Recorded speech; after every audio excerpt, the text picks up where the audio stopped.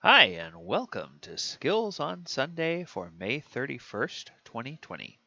I'm your host, DM Gallibond.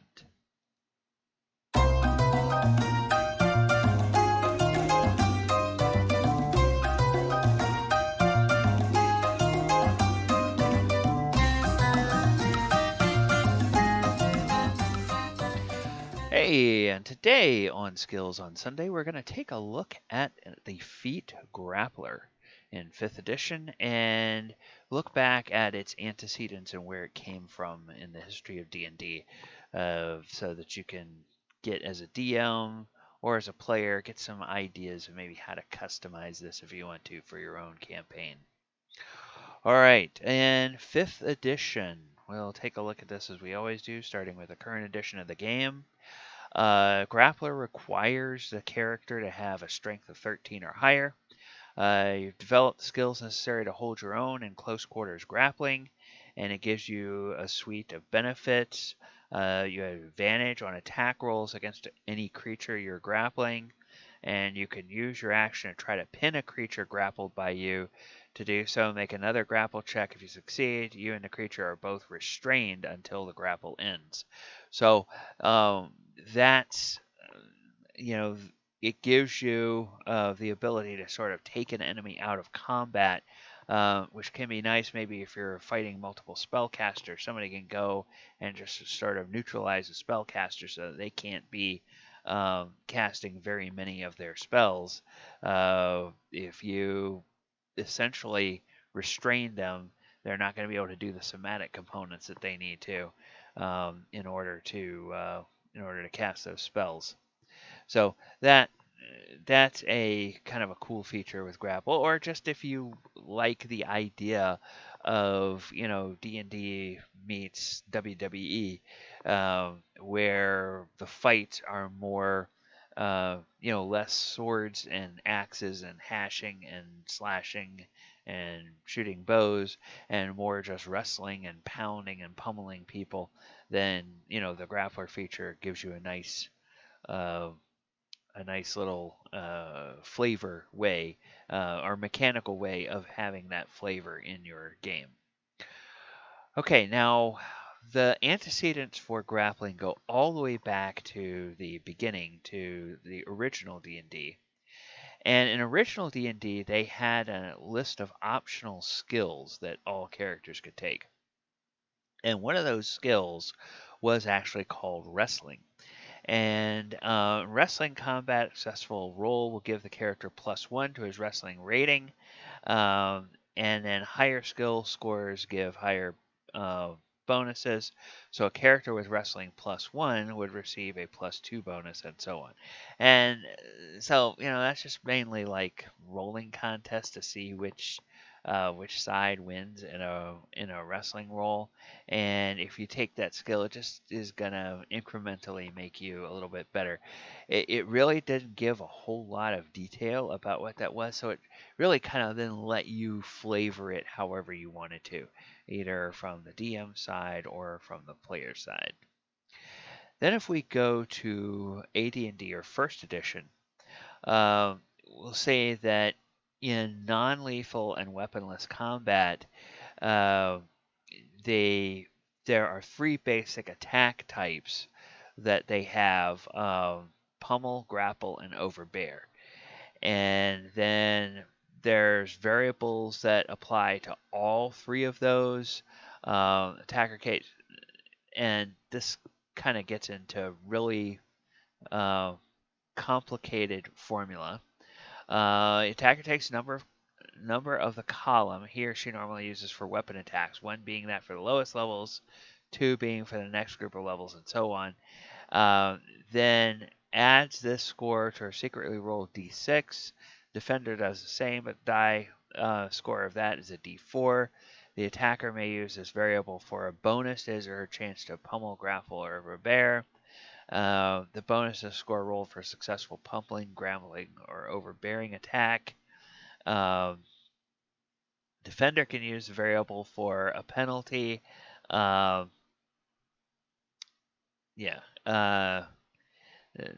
to the base, a penalty subtraction to the attacker's base chance to pummel, grapple, or overbear, or a penalty to the attacker's pummeling, grappling, or overbearing attack which has succeeded. So the decision of how the variable must be made prior to each attack, and unconscious parties gain no such variable. So basically, you go through a whole series of calculus at the beginning of every round when in unarmed combat in AD&D. So it's a very clunky, um, you know, system that you really have to do a lot of math on every attack. So the grapple attack form is aimed at holding the opponent and rendering him or her helpless. Sustained is 25% actual and 75% incidental, which is restored at 1 hit point per round. As in pummeling attacks, a score of 0 equals unconscious. 1 round plus 1 round for each point of minus damage sustained. Okay, so basically, you have to calculate how much damage you do, and this is all considered to be like non-lethal damage. And so when you render an opponent unconscious, then it's however much damage you did by grappling to get them to unconscious is how long they are out. So again, very complicated.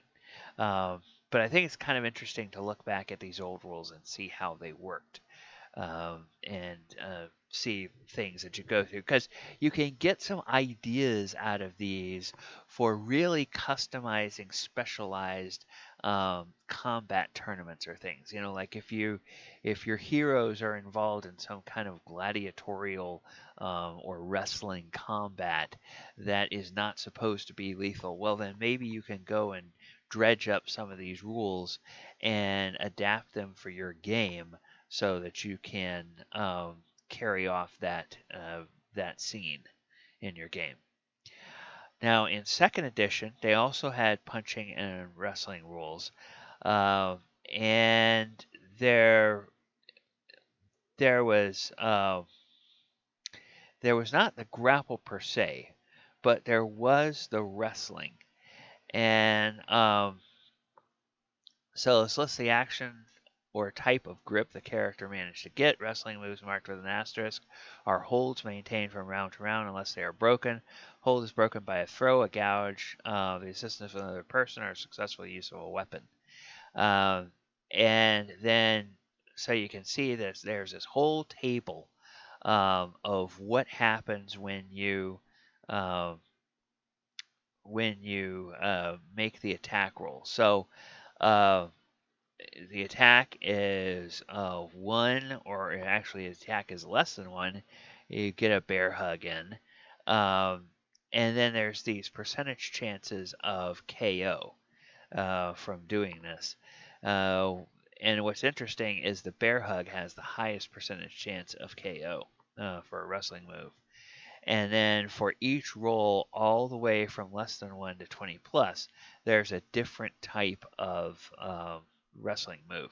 Now, some of them are repeated, but it's interesting that every time they're repeated, you get a little bit of a different KO percentage from each one. So that's kind of interesting the way they handled it there in second edition. Now, if we look at it in third edition, it's interesting. There was not a grapple. There was not a grapple feat, but there was an improved grapple feat, and that's because it required prerequisites. So you had to have dexterity of 13, and then you had to have improved unarmed strike, which means you have to have regular unarmed strike. So you had to have 3 separate feats already before you could get improved grapple. And that was the way third edition worked. It worked by these tiny little granular feats that you would construct in building blocks, kind of like building a Lego thing. And except you had to have them in a certain order. And a lot of the feats had prerequisites some of them being skills at a certain, or some of them being abilities at a certain level or higher, other ones being already having certain feats or already having certain skills. So a benefit of the improved grapple is that you don't provoke an attack of opportunity when you make a touch attack to start a grapple. You also gain a +4 bonus on all grapple checks regardless of whether you started a grapple or not. And without the feat, you provoke an attack of opportunity when you make a touch attack to start a grapple.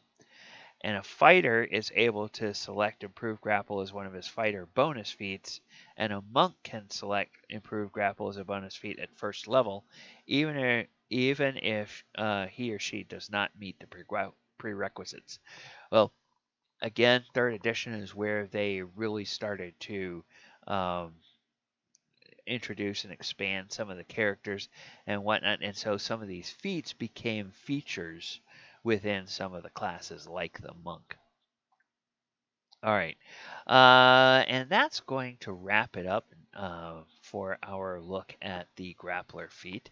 If you like what we're doing here on the channel, it would be great to go ahead and uh, uh, hit the subscribe button, ring the bell.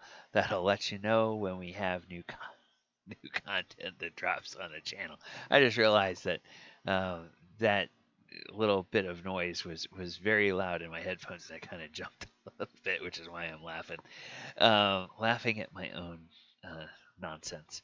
So go ahead and click the bell and subscribe, and we'll let you know every time we drop a new video on the channel. And if you are a player or a DM that uses the grappling rules and the wrestling type combat a lot in your games, I'd love to see comments about what you think is some of the strengths or what you think some of the weaknesses of the grappling rules in 5th edition are, or if you've played over multiple editions, which edition's rule set you like the best for non-lethal wrestling, grappling type of combat. All right. Thanks a lot. Take care, and we will talk to you later.